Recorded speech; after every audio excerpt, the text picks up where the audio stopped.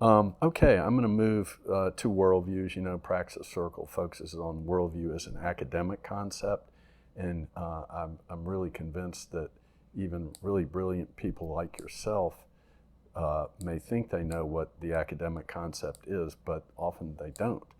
So it's kind of a special secret out there that a lot don't get. But I love this phrase in what I'm going to call AAA, an anxious age. And I think it is, we lack in the U.S. or in the West, we lack a coherent worldview in the West, okay?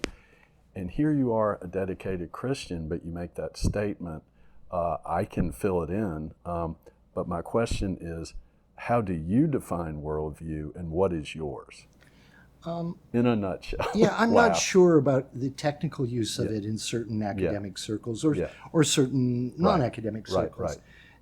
Right. I will say this, you can't have a worldview by yourself. Right? This is a social construction of how we are going to look at the world together. Just like you can't have a language for yourself.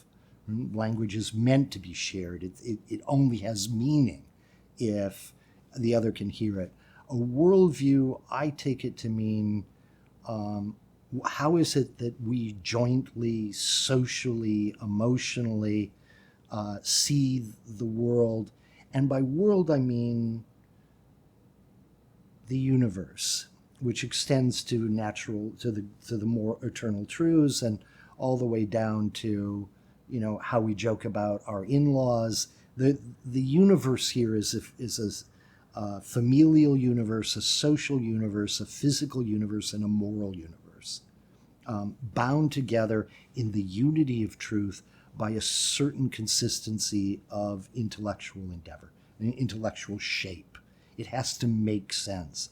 What you cannot have as a good worldview is anything that partakes of the doctrine of double truth, as though, well, there are truths in poetry, and then there are truths in physics, and then there are truths in theology, and they don't contradict each other because they live in different worlds. That will never suffice for a worldview. A worldview has to be able to say, if science tells us actual truths, then religion must account for them. And if religion tells us actual truths, or morality tells us actual truths, then science must bend to them. The idea that there are scientific truths that don't match or even contradict religious truths is this doctrine of double truth out of the Middle Ages, and the name is out of the Middle Ages. It's an old human phenomenon. And it is a recipe for sadness. It's a recipe for cultural disaster, sadness personally, emotionally. It's a recipe for cultural disaster. So if a worldview has to be something that at least tries to account for the totality. That's how I see worldview. And I see, of course, that one of our problems is we do not have it, even at the most abstract level that tries to say it's pluralistic, we need broad shoulders to allow other people to disagree with us. Even if you step that far off, we don't have anything coherent in the culture right now, which means it's people screaming their individual truths at one another with ears that cannot hear and tongues that can only scream.